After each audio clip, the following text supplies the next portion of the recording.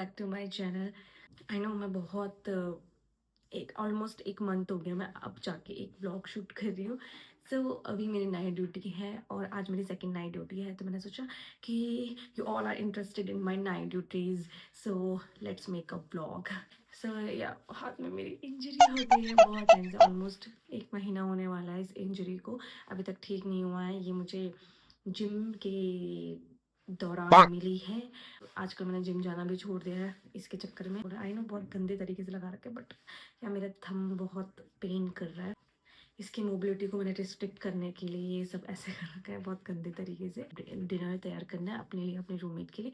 So let's go और आज दिखाते हूँ कि नाइट ड्यूटीज में हमारा काम क्या क्या होता है एज ए नर्सिंग ऑफिसर। सो या लेट्स गो।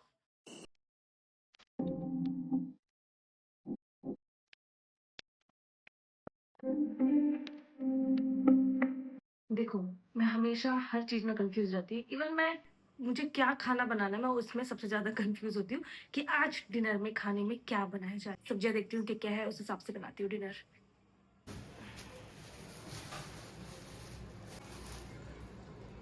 यहाँ पे मैं बनाऊंगी शिमला मिर्च की सब्जी क्योंकि मुझे वही दिख रही है।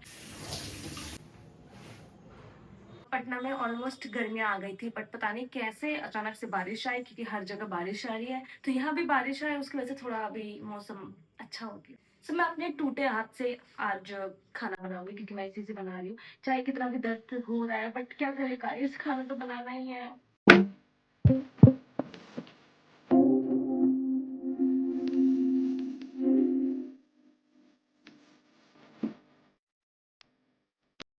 हाय everyone, so I am ready. मुझे बीच में टाइम नहीं मिला क्योंकि घर वालों के कॉल आ रहे थे, तो उनसे बातें कर रही थी। बातें करते करते मैंने रोटी बनाई और अब मेरे से बहुत बेटर रोटी बन रही है। मैंने कभी सोचा नहीं था कि मैं अच्छी रोटी बना पाऊंगी, बट मैं अब उसमें माहिर हो गई हूँ।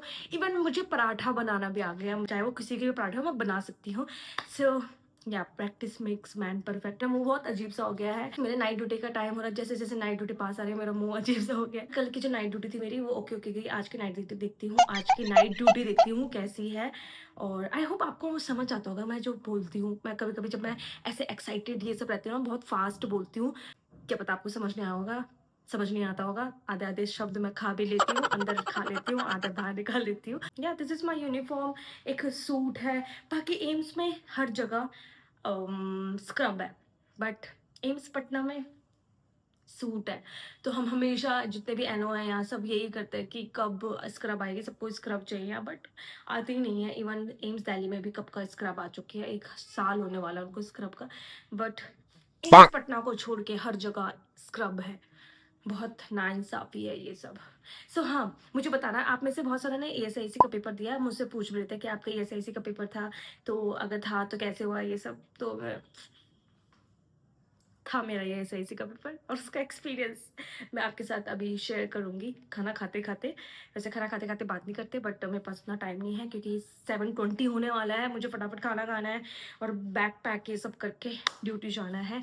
और आज सबसे दुख की बात है, हम 4 स्टाफ थे और 4 में से एक की तबीयत बहुत ख़राब हो गई, कल रात को ही ख़राब हो गई थी, तो उसने एमएल ले ली, मेडिकल ले ली। तो आज हम 3 स्टाफ हैं। 3 स्टाफ का मतलब हर एक एनओ के पास 10 पेशेंट्स होंगे। Can you imagine. मतलब नॉर्मली हम जो थियोरेटिकल पढ़ते हैं उसमें ऐसा होता है कि 1:6 होता है, 1:1 होता है, 1:2 होता है, बट हम 1:10 में काम कर रहे हैं। तो इतना हेक्टिक हो जाता है ना ये सारा काम। और मैं पूरे कॉन्फिडेंस से नहीं बोल सकती कि हाँ मैं आज व्लॉग शूट करूँगी। जितना मुझे टाइम मिलेगा, जितना वो होगा, आई होप कि स्टेबल हो सब चीज़, ताकि मैं थोड़ा बहुत जितना हो आपको दिखाऊं कि हम क्या करते हैं जाके, क्या क्या होता है पूरे नाइट ड्यूटीज़ में। आई होप कि कोई पेशेंट सिक ना हो उतना। और क्योंकि हमारे यहाँ बहुत ज़्यादा सिक पेशेंट्स होते हैं, इवन ऐसे सिक कि हम इंटूबेट करना पड़ता है, उसे शिफ्ट करना पड़ता है आईसीयू। ऐसे इंटूबेट पेशेंट्स भी कभी कभी आईसीयू जगह नहीं होती है, तो उसके चक्कर में हमारे यहाँ वेंटी लग जाता है और पूरे रात भर वेंटी पेशेंट्स को देखते हैं। वेंटी पेशेंट्स प्लस 9 पेशेंट्स और। तो मैं ऐसा नहीं चाहती कि ऐसा हो, बहुत ज़्यादा एक्टिव होता है। आप सोचोगे नर्सिंग ऑफिसर्स की लाइफ बहुत अच्छी होती है, बट नहीं, जब उनकी बैंड बजते हैं तो उनकी बैंड बहुत अच्छी तरीके से बजती है। अगर आप प्रीटी श्योर हो कि आप ये सब लाइफ जीना चाहते हो तो भी नर्सिंग में आओ अपने रिस्क पे, क्योंकि यहाँ आके आपकी लाइफ की तो बैंड बजेगी, ऐसे भी नहीं कि बहुत पूरी तरह से बैंड बजेगी, कि कभी-कभी बहुत ज़्यादा बैंड बजेगी, बट कभी-कभी बहुत मज़े आएँगे। जैसे हम बीच-बीच में घूमने चले जाते हैं, ये सब हमारा जो जितना भी होता है ना, ये सब हम उसमें हम जितना भी स्ट्रेस होता है वो सब रिलीव करके आते हैं, और जैसे घर जाते हैं, कहीं घूमने जाते हैं, ये सब। तो या थोड़े बैंड भी बजती है, थोड़े मज़े भी आते हैं, थोड़ा थ्रिल भी होता है। अगर आपको ये चीज़ पसंद है तो आप नर्सिंग में आ सकते हो। Welcome in nursing. So this is my dinner. ये सब्ज़ी, अ, शिमला मिर्च मिक्स ये सब्ज़ी, और शिवानी ने चटनी बनाई है इमली की, माय फेवरेट। तो वो इसमें के साथ खाऊंगी क्योंकि दही नहीं है। बैग, इसमें मैं रखूंगी बॉटल, छाता, दिस वन। अगर मुझे टाइम मिलता है तो थोड़ा बहुत पढ़ लूंगी, अगर टाइम मिला। वैसे तो बहुत रेयर है कि नाइट ड्यूटी में कुछ पढ़ लूँ। इसमें फिर है मेरा हैंकी, आईडी कार्ड, पेन, इसे पहनूंगी, वॉलेट, ईयरबड्स। तो मैं अपनी पहले आईडी पहन लेती हूँ, पेन रख लेती हूँ। और एक्स्ट्रा पेन रखनी पड़ती है यार, पता नहीं चलता कि कब पेन आपकी इधर से उधर हो। आप पेन छोड़ बहुत पड़े हुए हैं। लिप बाम लगा लिया है, कान में छोटे छोटे टॉप्स पहन लिए हैं, अपना जूड़ा मैसी बना लिया है, जैसे भी है यही है।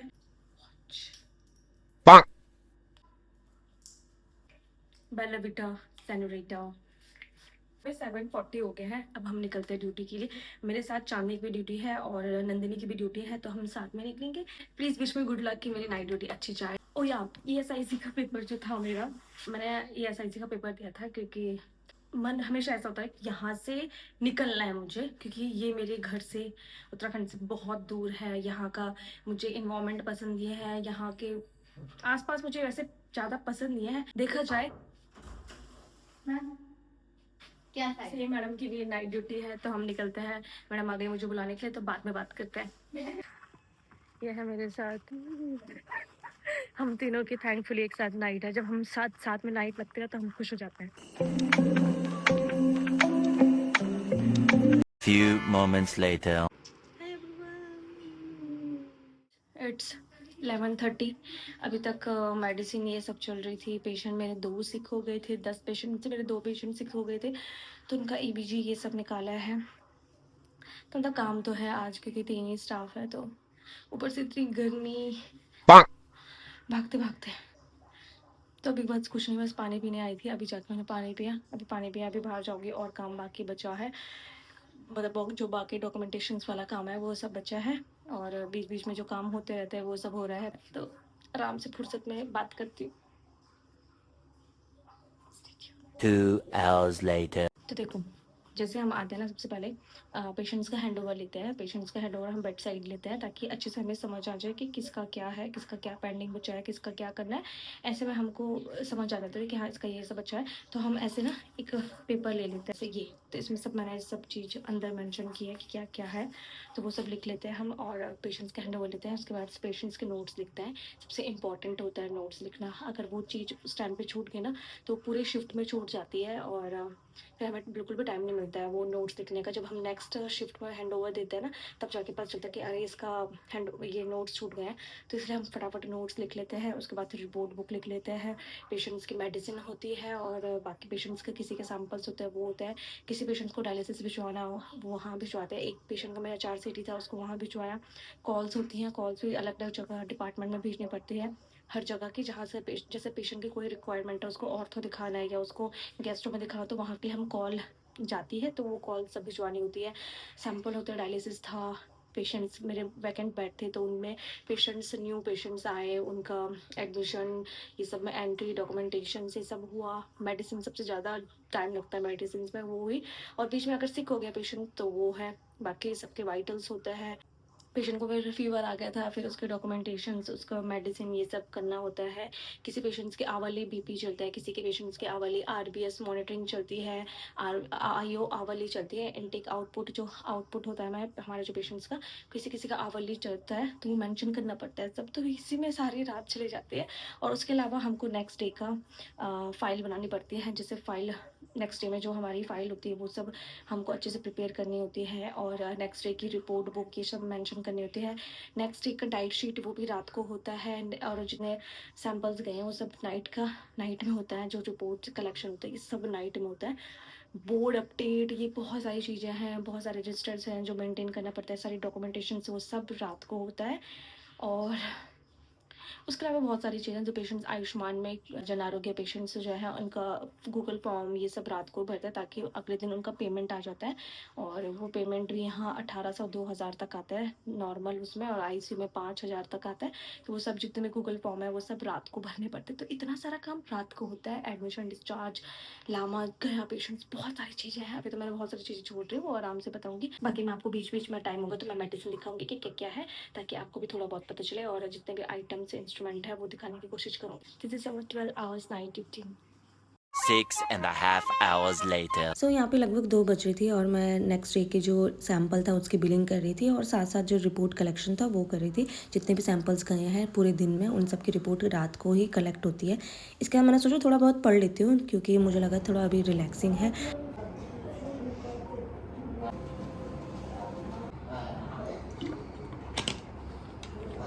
So guys don't be shock, यहाँ पेशेंट रात भर उठ रहता है। ये ग्लूकोमीटर है, ये ग्लूकोज स्ट्रिप है, ये उसके नीडल है। इससे हम ग्लूकोज मॉनिटरिंग करते हैं पेशेंट्स की। हाय everyone, so it's 3 AM, almost 3 AM।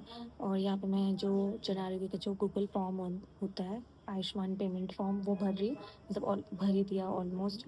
और इसके बाद मैं अपनी रिपोर्ट्स ये सब चेक करूँगी, खुद की रिपोर्ट्स, क्योंकि जो मैंने भेजी थी पहले कुछ टाइम पहले जब मैंने ऑर्थो में दिखाया था अपने हाथ की वजह से, तो वो सब भी चेक करूँगी। मुझे बिल्कुल भी टाइम नहीं मिला अपनी रिपोर्ट्स चेक करने का।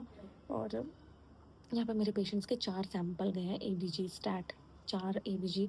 और उसमें से एबीजी इतना ख़राब है, पहले तो ख़राब आया थोड़ा, पेशेंट को इंटरवेंशन ये सब करा, तो अभी थोड़ा स्टेबल पेशेंट है। दूसरा थोड़ा ख़राब है, बाईपैप पे है अभी, उसका पूरा ओवरनाइट वो बाईपैप पे रहेगा। सुबह फिर एबीजी भेजना है क्योंकि उसको CO2 रिटेंशन हो गया था, इसलिए बाईपैप पे लगाया।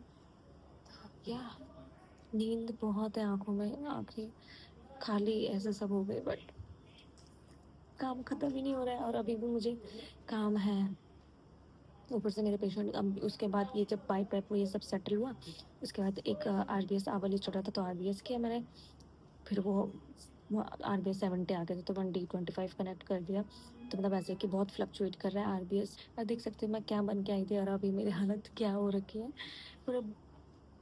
और इतना सर घूम रहा है ना मेरा, इतना सर दर्द हो रहा है और नींद पूछो मत। अभी तक मैंने ना बिल्कुल भी एक टाइम में ना हेड डाउन भी नहीं किया क्योंकि टाइम ही नहीं मिला हेड डाउन करने का। और तो देखते देखते 3 बज गए। थोड़ी देर बाद 5-6 बजे से मेडिसिन स्टार्ट हो जाएगी।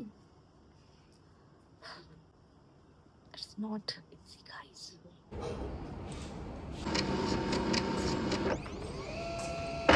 मैं चौंकी इसीलिए क्योंकि मैंने अपने सैंपल भेजे थे विटामिन डी। नॉर्मल रेंज होती है 30 to 100, मेरा आया है 36। और उससे पहले मेरा विटामिन डी था 5। मुझे विटामिन डी की बहुत ज़रूरत है गाइस। सप्लीमेंट्स लेने के बाद मेरा विटामिन डी 36 आया है, मतलब मुझे अभी और नीड है, तभी शायद मेरा हाथ ठीक नहीं हो रहा है। तो गाइस यहाँ ना ऐसा है कि रात है, बट सब उठे ही हैं पेशेंट्स, क्योंकि किसी को कुछ हो रहा है, किसी को कुछ हो रहा है। वो भी जागे रहता है और हम भी नाइट ड्यूटी में जागे रहते हैं। मेरी स्लीप साइकिल इतनी ख़राब हो चुकी है ना, मुझे नाइट ड्यूटी के बाद ना कुछ दिन तक ढंग से नींद नहीं आती है। उसकी वजह से डार्क सर्कल्स हो जाते हैं, पिंपल हो जाते हैं, कमर दर्द हो जाती है। कमर दर्द से ज़्यादा मुझे स्ट्रेट बैठना है।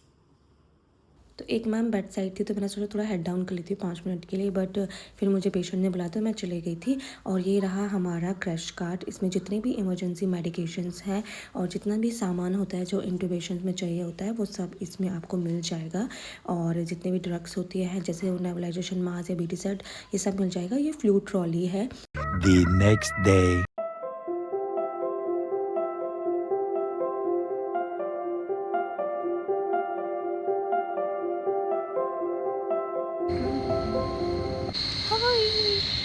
After 12 hours.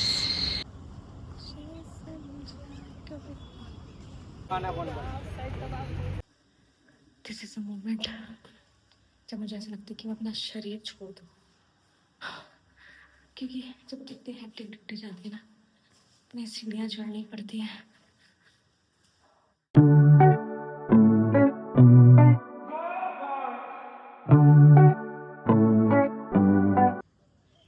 एवरीवन, सो मैं ड्यूटी से आ गई हूँ और यार देख सकते हो मेरी हालत। और मुझे बिल्कुल भी टाइम नहीं मिला उसके बाद ऐसे वीडियो ये व्लॉग शूट करने का। उसके बाद पेशेंस मेरा सिक हो गया था, ज़्यादा ही सिक हो गया था। अभी तक मॉर्निंग तक थोड़ा स्टेबल नहीं हुआ, तो इन्हीं सब चक्कर में लग गई थी और तो बिजी गई बहुत ज़्यादा। राइट, मैंने सोचा था कि अच्छी जाएगी बट नहीं, बिजी थी बहुत ज़्यादा। और इसके बाद आज मेरा लास्ट नाइट है, तो मैंने हैंड वॉश कर लिया था फटाफट। जैसे रूम पे आती ना, डोर पे ही अपना जो ये सब चीज़ें हैं वो डिस्कार्ड कर लेती हूँ बाहर और डस्टबिन में। और इसके बाद एप्रिन ये सब करके हटा के हैंड वॉश कर लेती हूँ और मैं जाऊँगी सीधा नहाने। और नहाने के बाद मिलती हूँ और फिर हम थोड़े बहुत बातें करते हैं। Stay tuned. Few moments later. Hi everyone, so मैंने अपने लिए यहाँ पे ब्रेकफास्ट रेडी कर दिया है। शिवानी ने पनीर का जो स्टफ़ होता है वो रेडी किया था, तो मैंने अभी बनाया क्योंकि अगर वो पहले बना दे तो बहुत ठंडे हो जाते। तो या this is my best combination night duty के बाद। टेस्टी टेस्टी सा खाना खाना, वो भी ऐसे प्यारी प्यारी धूप में बैठना। आंखें बंद हो रही है, मुझे नींद आ रही है।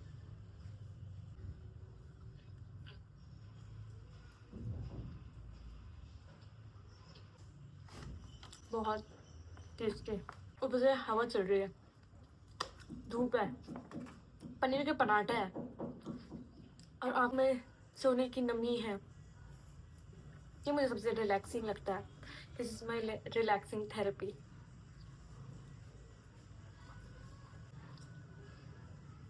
मैं देखती हूँ तारक मेहता का उल्टा चश्मा, क्योंकि that is also my relaxing therapy खाने के साथ। तो वो देखती हूँ और बाद में आपको मिलती हूँ। हाय एवरीवन, से यहाँ पे मेरा ब्रेकफास्ट हो गया। अब मैं जा रही हूँ सोने। और या मैं हमेशा जब भी नाइट ड्यूटी से आती हूँ ऐसे ही सोती हूँ, 11 बजे तक सो जाती हूँ और आज थोड़ा लेट हो गई है।